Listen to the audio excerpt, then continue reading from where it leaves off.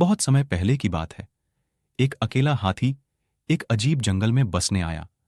यह जंगल उसके लिए नया था और वह दोस्त बनाने के लिए देख रहा था। वो सबसे पहले एक बंदर से संपर्क किया और कहा, नमस्ते बंदर भैया, क्या आप मेरे दोस्त बनना चाहेंगे? बंदर ने कहा, तुम मेरी तरह झूल नहीं सकते, क्योंकि तुम बहुत बड़े हो, इसलिए मैं तुम्हारा दोस्त नहीं बन सकता।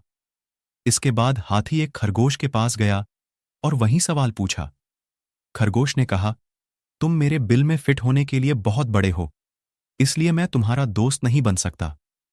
फिर हाथी तालाब में रहने वाले मेंढक के पास गया और वही सवाल पूछा।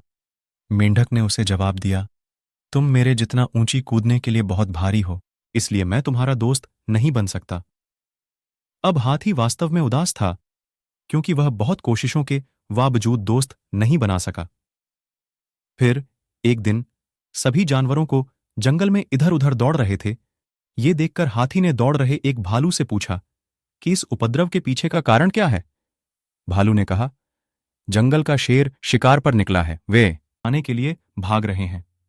ऐसे में हाथी शेर के पास गया और कहा कि कृपया इन निर्दोष लोगों को चोट न पहुंचाओ, कृपया उन्हें अकेला छोड़ दें।